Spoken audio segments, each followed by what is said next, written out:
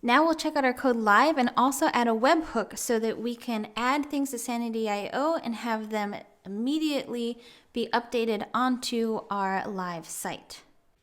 To start out, we'll run Netlify open so that we can get to our dashboard for our project. Once that new version is published, we can head over to the website and go to the products section where we get a glimpse of that loading products, loading template, ng template, and then we see that yes, our products are all there where we want them and have the correct information. So now we can actually add a webhook for Sanity in our Netlify's project dashboard by going to Site Overview, Site Settings, scrolling down to Build and Deploy, and then scrolling down this list to find build hooks. And we just need to add one here, and we'll name it Angular Sanity, name it whatever you like, which will work on the main branch. Copy that link. Then we will head back over to the terminal and take advantage of Sanity's UI tools by going back to the backend where our Sanity project lives and writing Sanity, hook, create. This will bring up a menu where we will set the hook name, which we'll call Netlify, use production as the data set that we want to use, and then paste that hook URL that we got from our Netlify dashboard. With that set, we can head back over to the browser, go to sanity.io, log in, and go to the live version of our backend, which again is that studio that we deployed to Sanity. And we can add another product to our CMS. So we'll go to product, we'll hit the little add edit button. Now we can get another look at the UI that was made from the schema that we built. Just by setting title, we know that we're passing in a string here, and slug will actually, when we type in there, we can generate it, and we are generating it based on that title. So these are all things that got set automatically when we're making those schemas.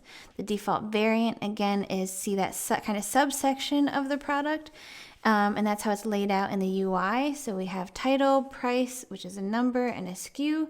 And because we added image, we automatically get this upload interface in our UI that people can select and do some edits. There's a lot more that you can do in there as well if you want to check out Sanity a little more after this course.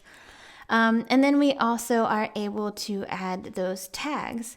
And that section right there, we'll move them around. We can go ahead and add another one.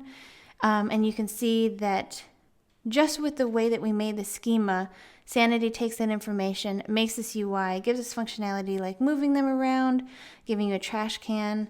You can make a little blurb that is a string.